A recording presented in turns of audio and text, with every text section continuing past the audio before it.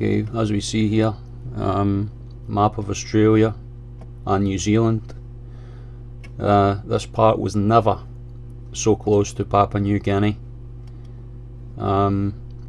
These islands were never as close to Northern Australia as that.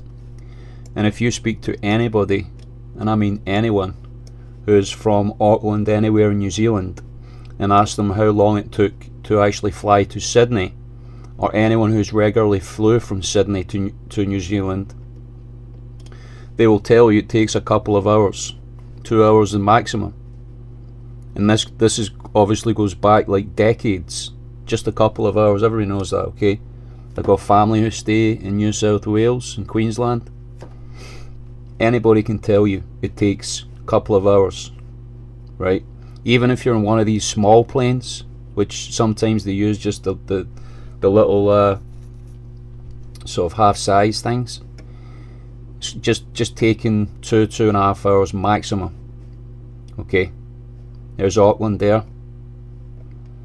Now, if you want to check the schedules now, to fly to New Zealand, you're talking at least 3 hours to get to New Zealand. So what does that tell you? That tells you that the distance has increased by at least probably almost 1,000 miles from New Zealand to Australia. And so you're not wrong if you think that Australia has moved about 1,000 miles north west here. I reckon it was down about here. This part, this area, around here. It was never touching these islands. And some of these islands have been moved as well.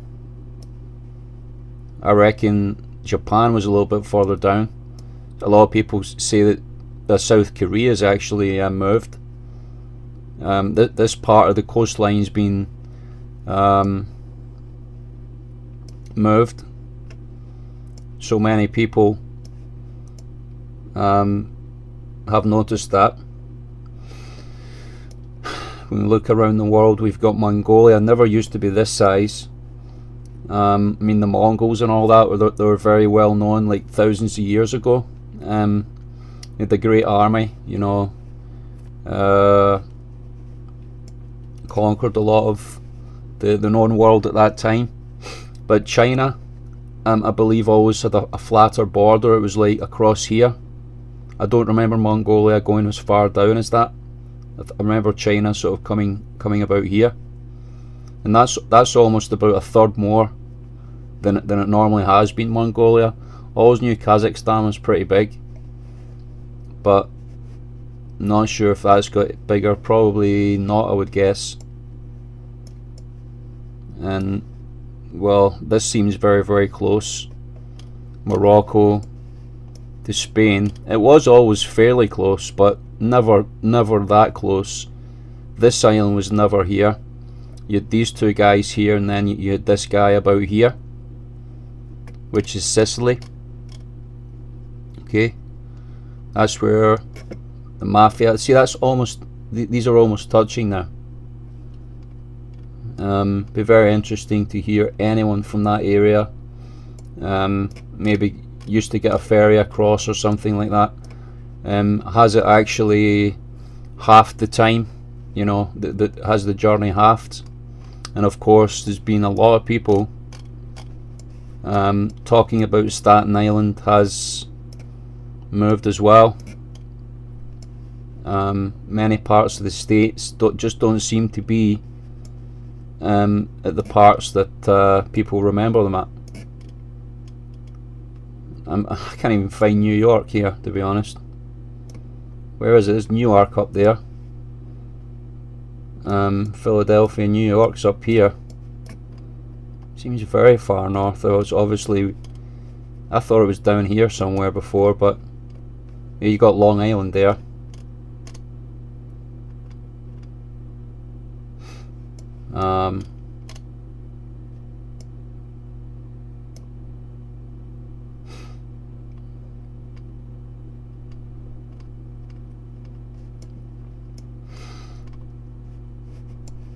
This border doesn't seem... Mexico seems a lot bigger.